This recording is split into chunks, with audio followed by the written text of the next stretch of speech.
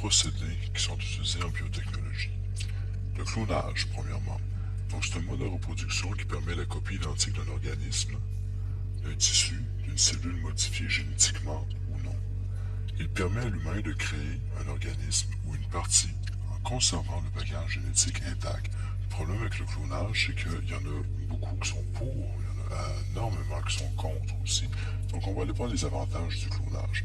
Donc, il est intéressant de cloner un organisme pour obtenir des caractéristiques recherchées, comme une meilleure production de lait pour les vaches, une meilleure résistance aux maladies et aux gels pour les plantes, une meilleure production de fruits ou une bonne adaptation à certains types de sols, encore une fois pour les plantes, une fabrication de cellules souches pour greffer sur une personne malade, les humains. Mais il y a énormément d'inconvénients pour le clonage, parce que le clonage des animaux et le clonage thérapeutique soulèvent des problèmes légaux, médicaux et éthiques. C'est-à-dire qu'il y a plusieurs personnes qui vont se demander c'est quoi les motifs derrière le clonage reproductif. Pourquoi est-ce qu'on clonerait des êtres humains? Pourquoi est-ce qu'on clonerait des animaux? Exemple, vous avez déjà sûrement entendu parler de la brebis Dobby ou encore du bœuf Starbuck.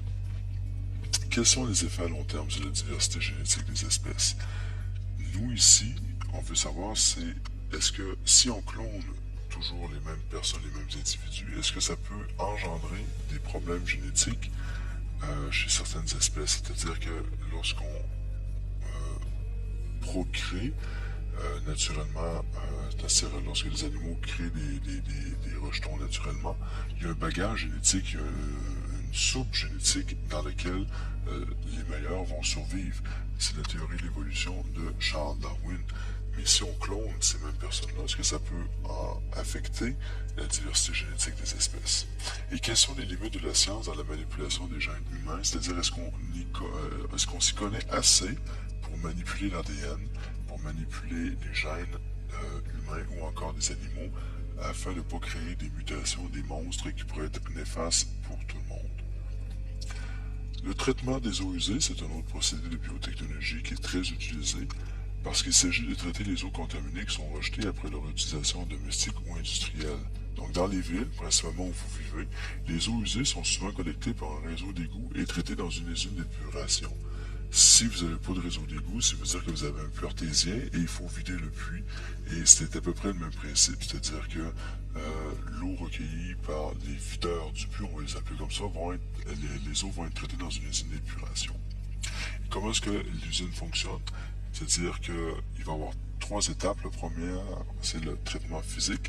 Donc, il permet d'éliminer les plus gros déchets, les matières insolubles, huiles et graisses. C'est-à-dire que lorsqu'on parle de traitement physique, on peut avoir avec littéralement, les eaux vont être filtrées. Il va y avoir un dessablage aussi et un déhuilage afin de retirer le plus gros. Deuxième étape, le traitement physico-chimique. C'est-à-dire qu'on va décanter la matière qui est en suspension. On va y ajouter des substances chimiques pour favoriser une agglomération de la matière. Et c'est ce qu'on va appeler une décantation primaire. Et troisième et dernière étape, le traitement biologique, il permet d'éliminer la matière organique en suspension dans les eaux usées. Pour activer les boues, on injecte de l'air. Donc l'air contient du dioxygène et le dioxygène contribue à la croissance des micro-organismes qui vont décomposer la matière organique. Ce qui va faire en sorte qu'on va se retrouver tout simplement avec de l'eau pure que l'on va pouvoir rejeter dans les lacs et les rivières. Les traitements complémentaires, donc soit la filtration, la désinfection ou la déphosphatation. Ces traitements sont utiles lorsque les eaux sont rejetées dans des endroits sensibles, soit les zones de baignade, les écosystèmes sensibles. La filtration, vous savez déjà, c'est qu'on se filtre les eaux avec un lit de sable et du charbon de bois activé. La désinfection, donc elle permet d'éliminer les micro-organismes potentiellement dangereux. On peut ajouter du chlore ou de l'ozone, ou encore par l'action de rayons ultraviolets. C'est à peu près le même principe dans les piscines qu'on va utiliser pour le chlore et l'azote. Mais pour les rayons ultraviolets, vous voyez qu'en bleu, il y a de l'eau et qu'il y a un tube à rayons UV qui est entre plein milieu de l'eau qui va faire en sorte que les rayons UV, les rayons ultraviolets sont très énergétiques. Donc, ils vont tuer tous les micro-organismes potentiellement dangereux dans l'eau.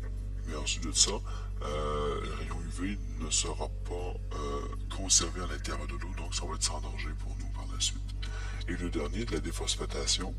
Donc il s'agit d'ajouter de la chaux pour précipiter les phosphates en excès.